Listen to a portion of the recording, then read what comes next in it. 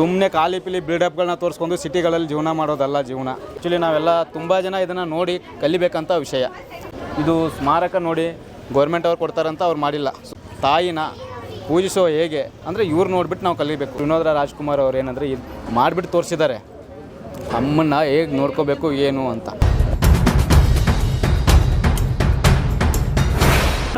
ಇನ್ನೊಂದು ಅವ್ರದ್ದು ಏನು ಗೊತ್ತಂದರೆ ವಿನಯ್ ರಾಜ್ಕುಮಾರ್ ಅವರು ರಾಜಕೀಯ, ಆಮೇಲೆ ನಮಗೆ ರಾಜಕೀಯ ಅವ್ರು ಕೊಡ್ತಾರೆ, ಗೌರ್ಮೆಂಟ್ ಅವ್ರು ಕೊಡ್ತಾರೆ, ಇವ್ರು ಕೊಡ್ತಾರೆ ಅಂತ ಅವರು ಜೀವನ ಮಾಡಿಲ್ಲ ಇಷ್ಟಿಂದಿಂದನೂ. ಓಕೆನಾ, ಆಸೆನೂ ಪಡೋಲ್ಲ.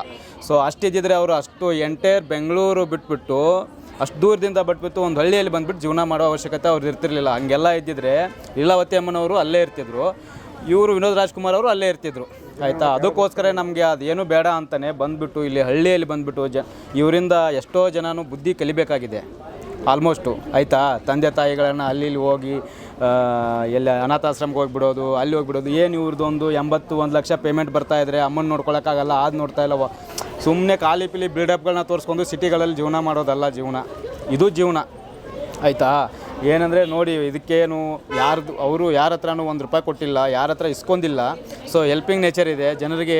ಇಲ್ಲಿ ಆ್ಯಕ್ಚುಲಿ ನಾವೆಲ್ಲ ತುಂಬ ಜನ ಇದನ್ನು ನೋಡಿ ಕಲಿಬೇಕಂತ ವಿಷಯ.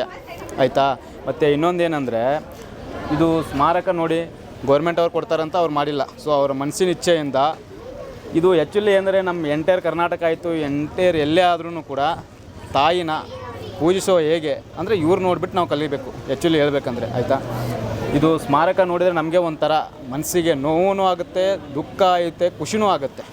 ಆಯಿತಾ, ಈ ಥರ ನಾವು ಮಾಡ್ತೀವೋ ಬಿಡ್ತೀವೋ ಅದು ಗೊತ್ತಿಲ್ಲ. ಬಟ್ ಏನಂದರೆ ಅಮ್ಮನ್ನ ನೋಡ್ಕೋಬೇಕು, ಹೇಗೆ ಥರ ನೋಡ್ಕೋಬೇಕು, ಹೆಂಗೆ ಅಂತ. ಒಬ್ಬೊಬ್ಬರು ಹಾಗೆ ಹಿಂಗೆ ಅಂತ ಅಂತಾರೆ. ಬಟ್ ಇವರು ವಿನೋದ್ ರಾಜ್ಕುಮಾರ್ ಅವ್ರು ಏನಂದರೆ ಇದು ಮಾಡಿಬಿಟ್ಟು ತೋರಿಸಿದ್ದಾರೆ ಅಮ್ಮನ್ನ ಹೇಗೆ ನೋಡ್ಕೋಬೇಕು ಏನು ಅಂತ. ಆಯಿತಾ, ಇಷ್ಟೇ, ಮತ್ತೇನಿಲ್ಲ.